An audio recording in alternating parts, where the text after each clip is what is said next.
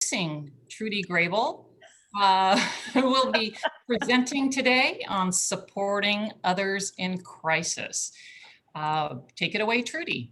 Thank you. And caring for yourself, because we are putting ourselves out there emotionally so much that we take it home with us, especially when we're brand new, but we never really stop taking it home with us, right? It is a deep impact that we feel when we're supporting people. And it doesn't matter if you are at the front desk or you are in education or you are in some other supportive role.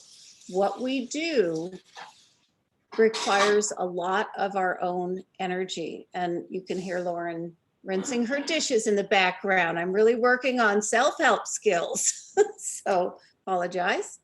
So we're going to talk first about empathy. And what is empathy versus sympathy? And how do you have it for yourself and for other people? But I think understanding the difference first is really important. And if you've ever been to any of my workshops, you have seen this video because it's one that I share almost at every course because I think it's that valuable. So I'm going to take you to watch this video for a minute. Give me a second to switch my share.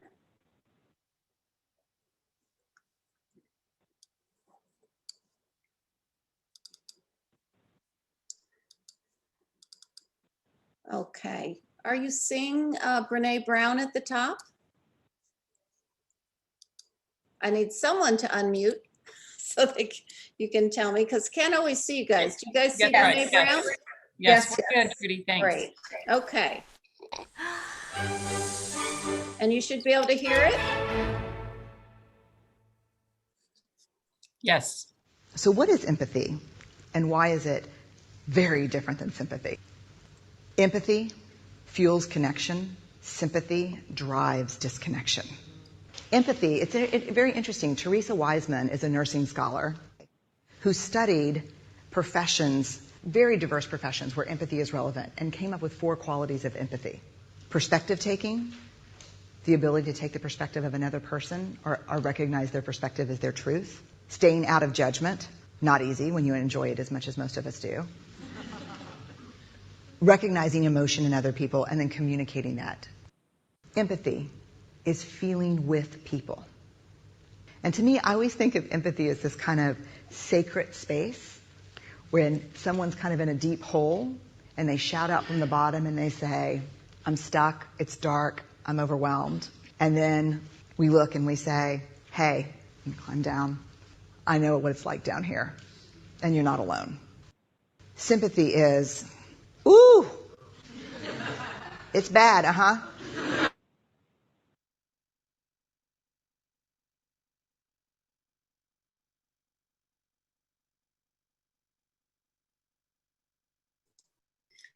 Trudy, the video seems to have frozen. I'm not sure if you're seeing that or not. I think Trudy froze as a whole. Oh, you're right. Trudy is frozen. Okay. Try it again.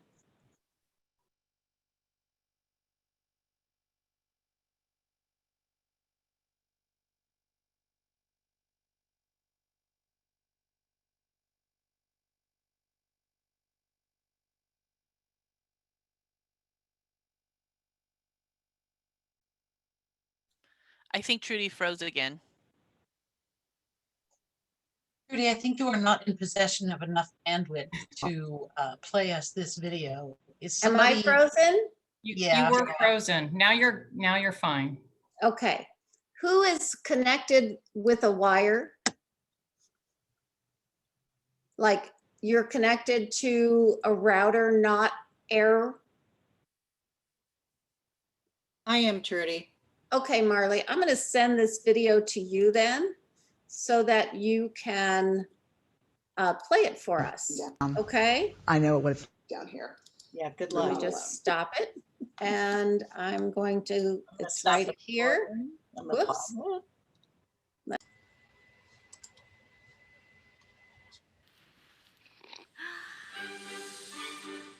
You should be able to increase the size. So what is empathy and why is it very different than sympathy? Empathy fuels connection. Sympathy drives disconnection. Empathy, it's very interesting. Teresa Wiseman is a nursing scholar who studied professions, very diverse professions where empathy is relevant, and came up with 4 qualities of empathy.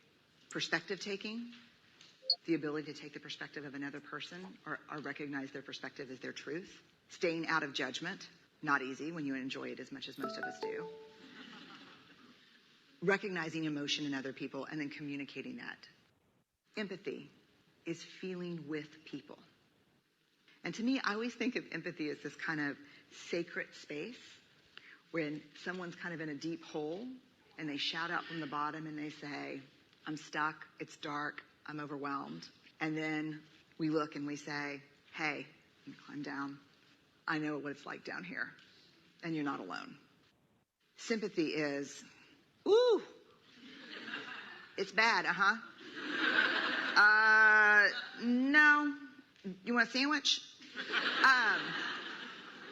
Empathy is a choice, and it's a vulnerable choice, because in order to connect with you, I have to connect with something in myself that knows that feeling.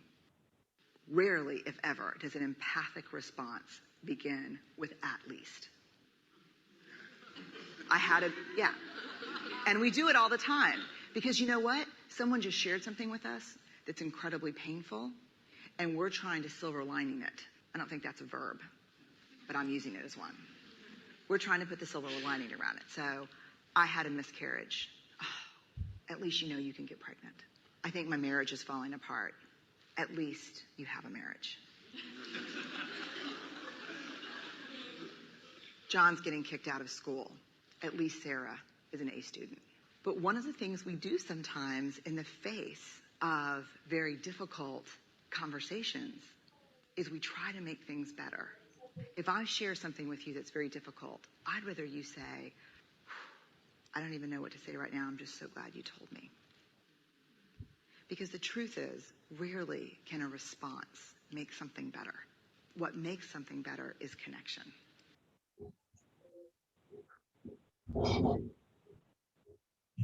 Thank you, Marley.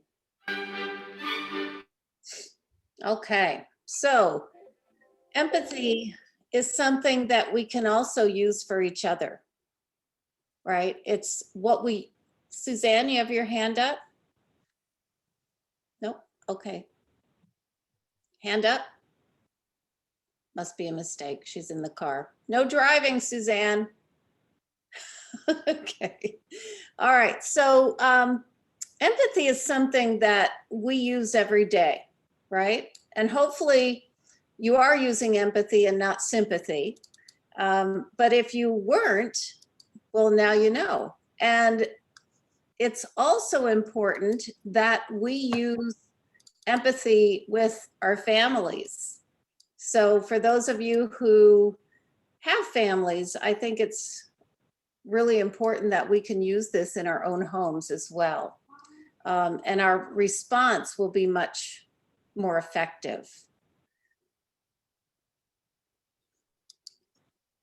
And whoops, I just clicked on it again. I did not mean to do that. Okay, so we have a lot of families that don't understand what's happening to them. You know, they're out of control of their emotions, they're crying, we hear a lot about they're not getting along with their spouses, right? Yes? If you agree, nod. Yeah. They're having trouble with their other children. They are really struggling at times. And it doesn't matter if they've got a new diagnosis or they've been with PHP for 10 years. People go through those experiences depending on what's happening in their lives. So typically, you know, when parents are really like, I don't know, maybe something's wrong with me, I always say, a lot of the times, if you weren't having this kind of reaction, then I'd be worried about you. What you're going through is normal. And I think we have to help them understand that those feelings are normal feelings, and that once we can inform them about what trauma is, and we need to do it, not call it trauma. You can call it trauma, but it's really grief, and grief is trauma, right? They're grieving for what they had hoped for. And this is not news to anybody, but there's a great article, and the link is in there, and I'll send that out, that is written by Ken Moses. How many of you know who Ken Moses is? Raise your hand if you know who he is. So only a handful of you. He's freaking remarkable. He is a psychologist, and he's also the parent of a child with special needs. And I was lucky enough to see him in the early 90s when I was new at PHP. I might have been with Interchange, but housed at PHP at the time. And they hosted bringing him to San Jose. We saw him at Santa Clara University. And he talked about the stages of grief as it relates to being a parent of a child with special needs. You may have already seen his article, but not know it was a guy named Ken Moses. He also helps explain what the purpose of that stage of grief is. Like the anxiety, when we hear from people with anxiety, they're so busy researching. It fuels their energy so they can learn more about what's going on with their child. And so each one of those stages has purpose, and the experience that they're going through has purpose. So this article I will send, if I try to copy it now, it'll dump us out. I'll send it afterward.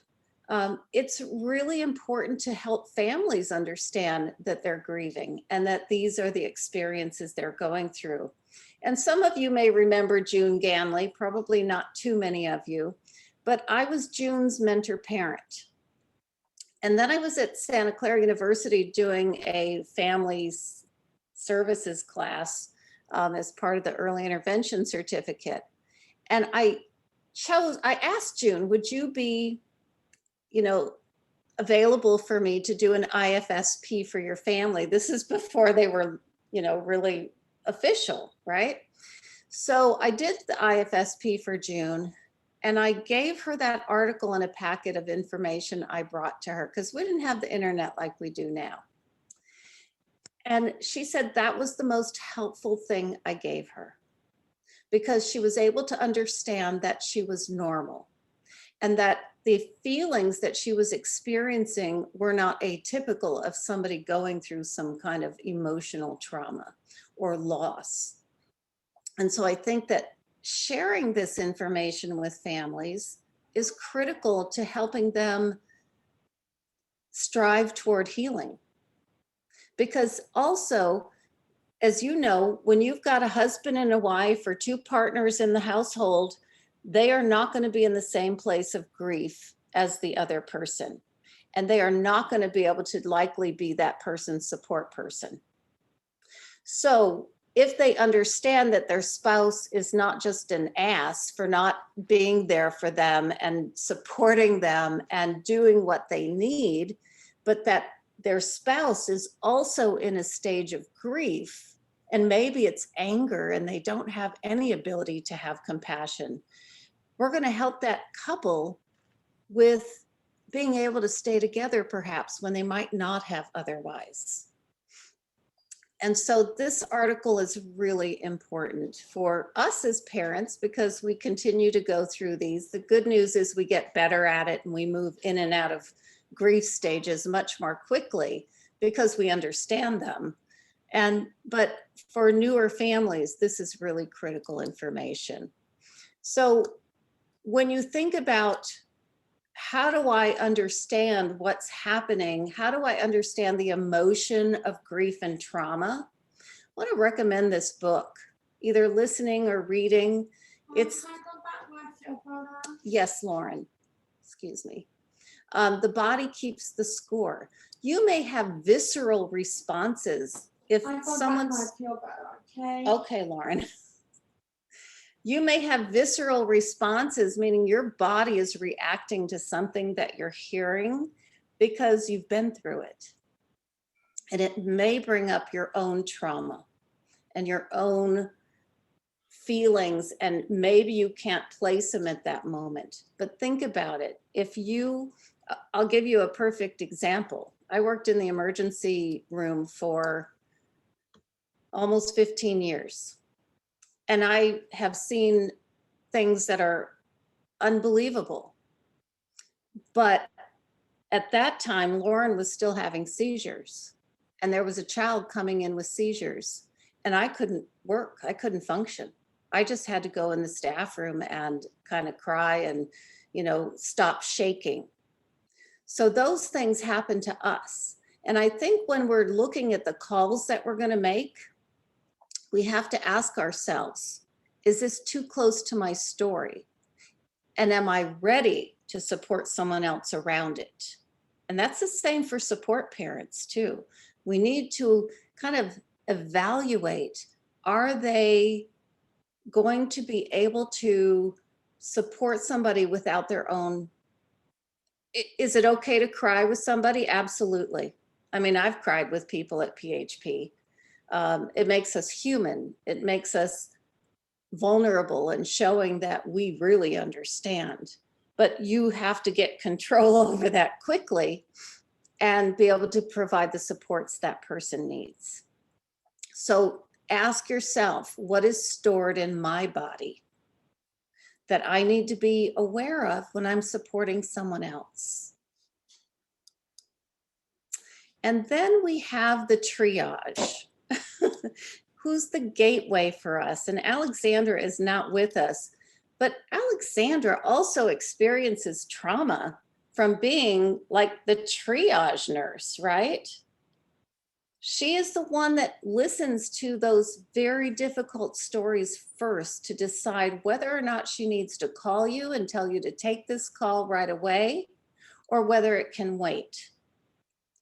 And so we look at triage, and that's kind of how, when I was doing community and family services, we would have a ranking of how urgent is this call. And, if there is a threat to life, probably not limb, but I didn't want to modify this too much, right? But there are some people who actually need emotional resuscitation, right? They've got nothing left. And Alexandra is skilled at identifying that. If you take that call, you need to make sure that you have the competence to help pull that person through. Otherwise, you have a long history of thinking about, what could I have done differently?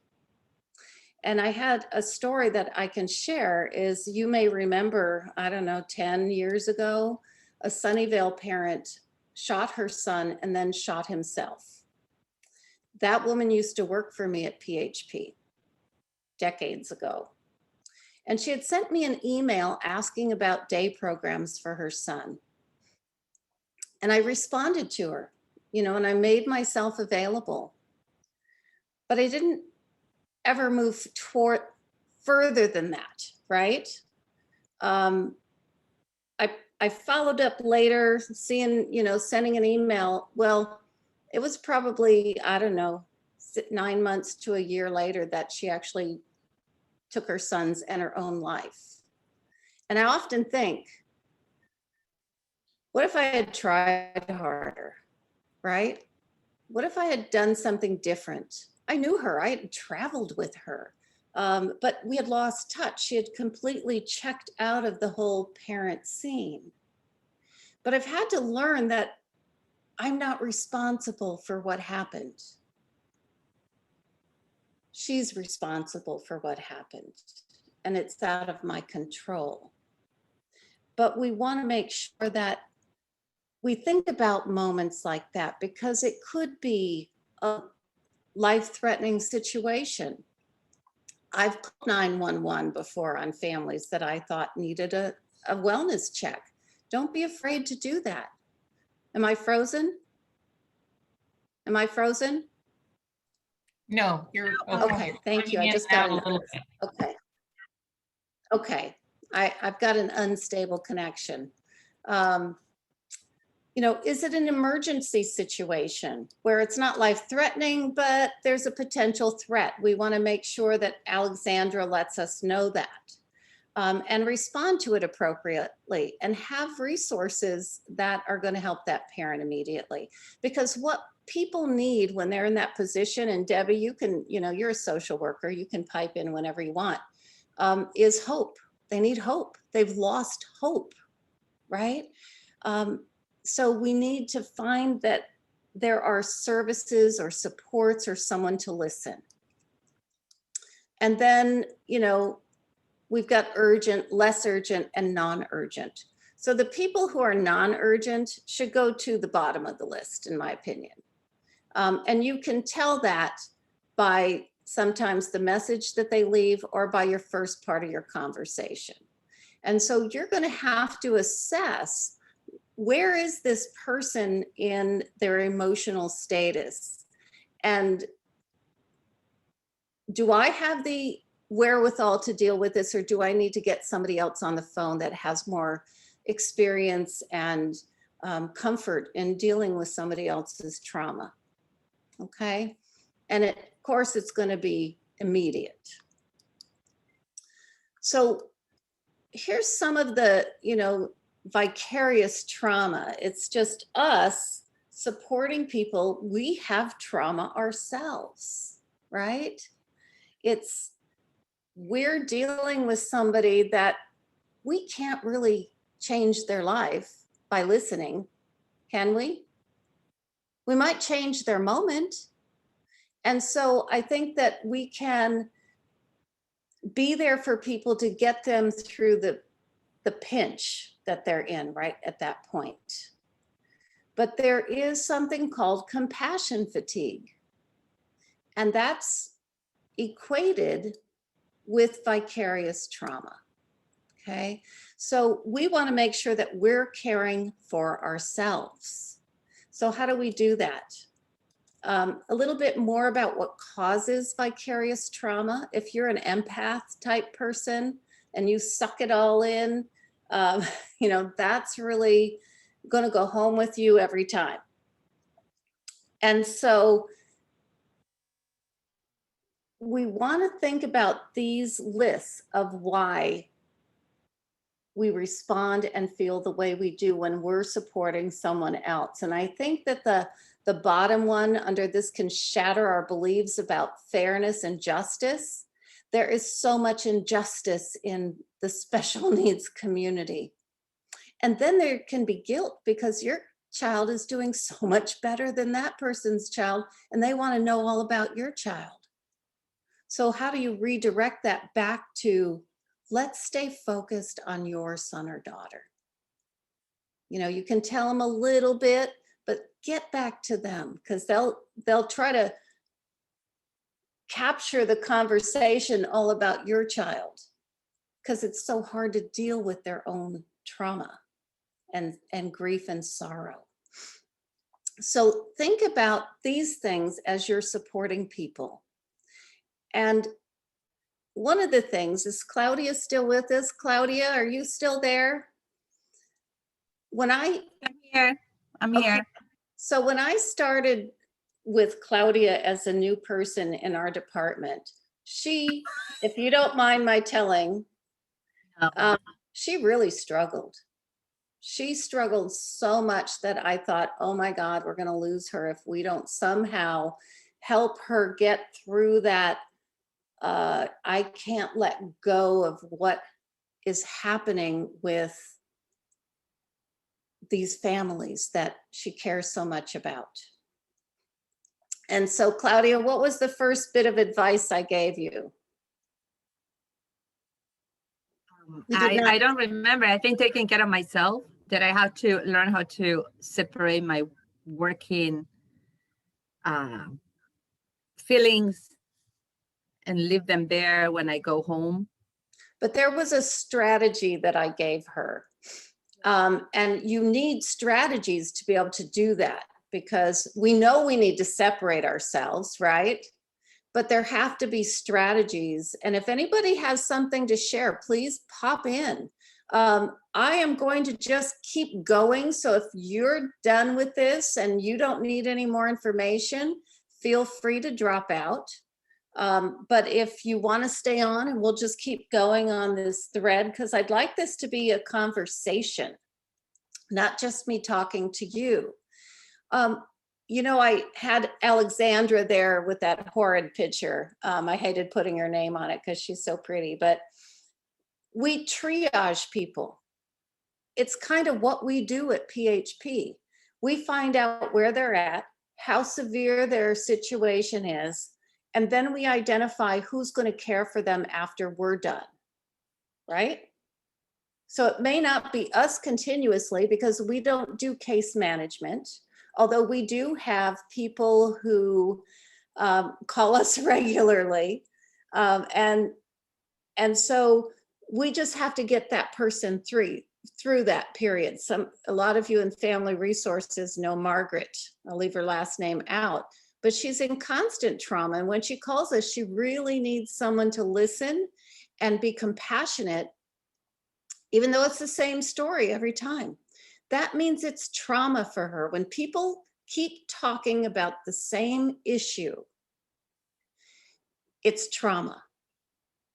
And they haven't yet discharged it. Okay? So we need to bear that in mind instead of be annoyed with them, because it's easy to get annoyed with some people who call all the time. But that is their dealing with their trauma. They have to tell their story over and over again. And it's really challenging to hear that over and over again and be compassionate when you know 20 other families are waiting. But that may be the call, that you keep that person's mind in place and safe. Okay? So we want to think about those kinds of things. And there's something called, you know, a self-care plan for people who are providing supports. There's a lot around compassion fatigue and how to succeed at being able to manage that. I'm going to go back for a minute to Claudia's situation, and she's going to remember this as soon as I say it, but I always equate things to the emergency room, you know, or healthcare, because that was my background before I came to PHP. But I think of families as the emergency room. Our families, they're in the emergency room with us, a lot of times with their first call to us, right? And you are there to tend to their wound. You're not going to cure them, right? We're not going to fix them. You're going to apply pressure if that's what it takes. You're going to wrap that wound, and that dressing is going to help keep them in place until they can get the appropriate health care that they need. And that's how I equated it with Claudia when she first came to us. And then you have to say, now I've done my job. I've done the best that I can. I've treated the wounds as a first aid measure. And now I'm going to support that person by getting them connected to the professionals or to another family or other people who can help support them on an ongoing basis. So when I'm not here on Saturday morning, they have someone to call. And that's where support parents are so valuable. And it's gotten so easy that you don't have to necessarily know someone.